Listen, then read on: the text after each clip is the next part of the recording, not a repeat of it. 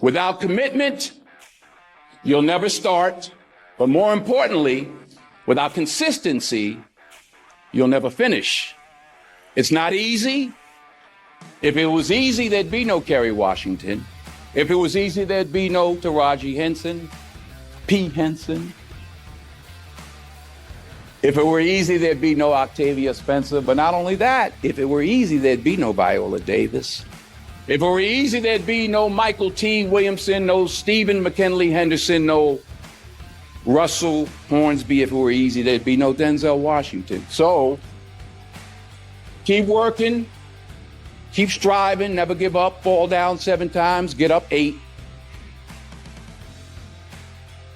Ease is a greater threat to progress than hardship. Ease is a greater threat to progress than hardship. So keep moving, keep growing, keep learning. See you at work. We tend to base our self-esteem on what other people think.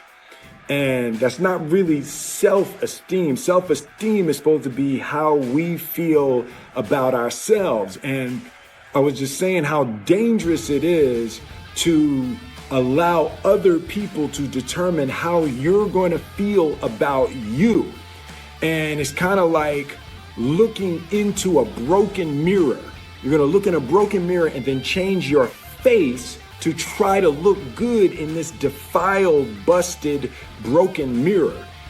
And it just, other people's opinions is a really shitty way to determine how we feel about ourselves.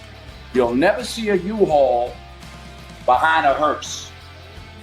I'll say it again. You'll never see a U-Haul behind a hearse. Now, I've been blessed to make hundreds of millions of dollars in my life. I can't take it with me, and neither can you. So it's not how much you have, it's what you do with what you have. And we all have different gifts. Some money, some love, some patience, some the ability to touch people. But we all have it. Use it, share it. That's what counts.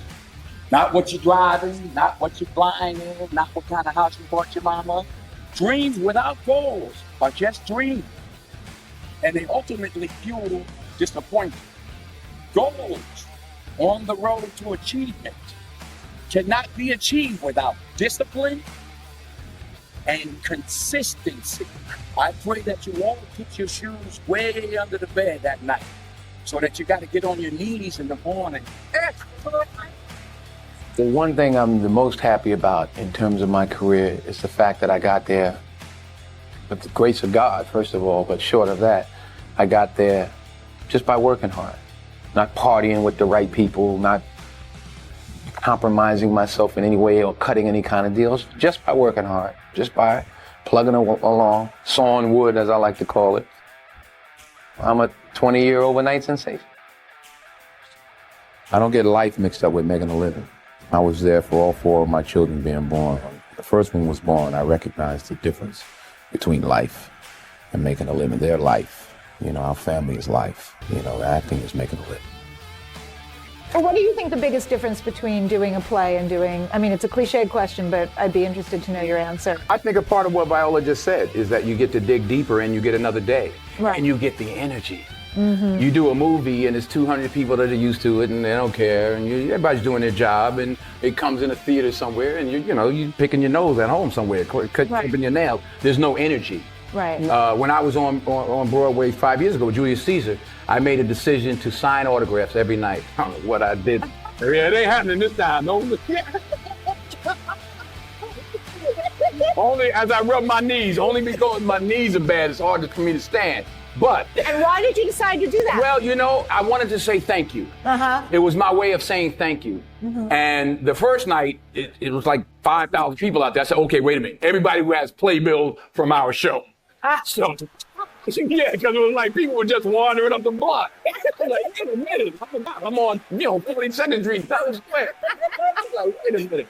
But honestly, you were signing for weeks. The energy, and I was out there an hour and a half every night, every show.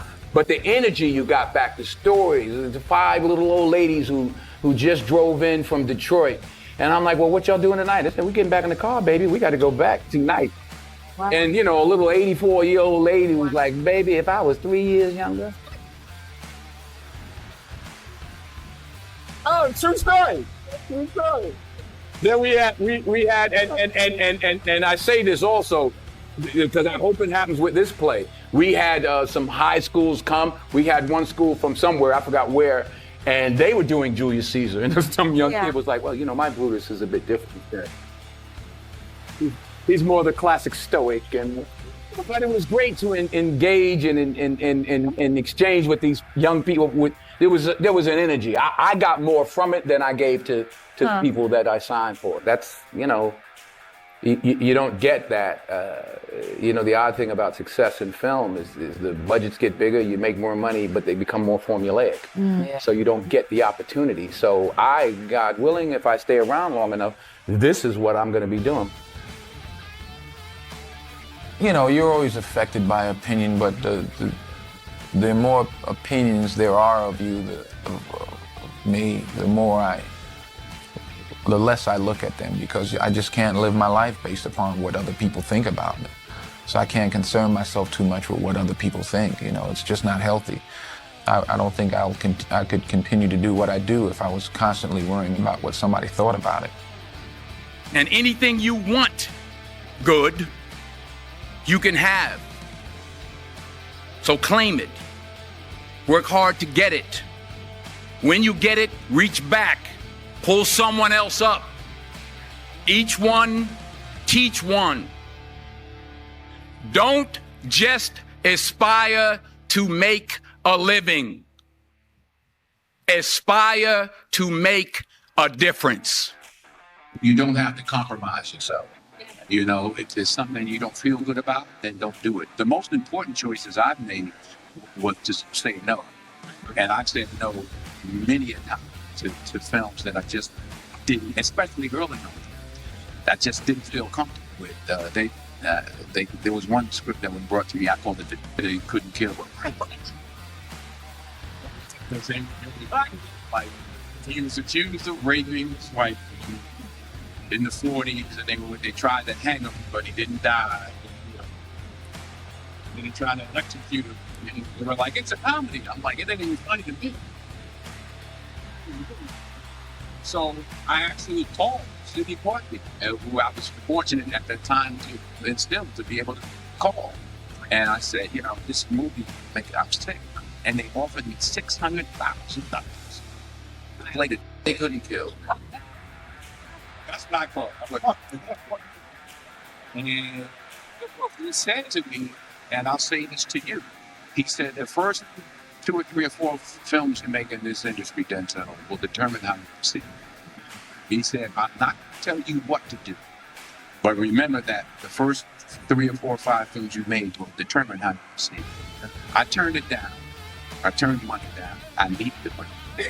I turned it down. 6 months later, I got part of free. So stick to your guns. If you don't feel like you should do it, then don't do it. Because you don't want to be, you don't want to be a negative energy on the set. That's how I feel. So I'm like, I ain't doing this because I'm getting slapped somebody the second day.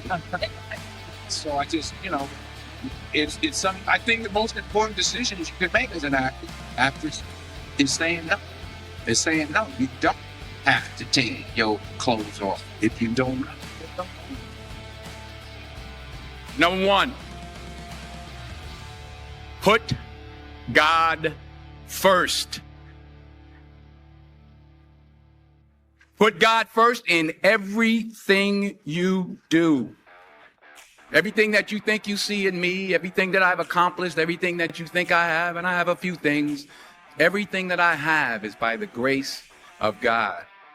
Understand that. It's a gift. In everything you do, if you think you want to do what you think I've done, then do what I've done.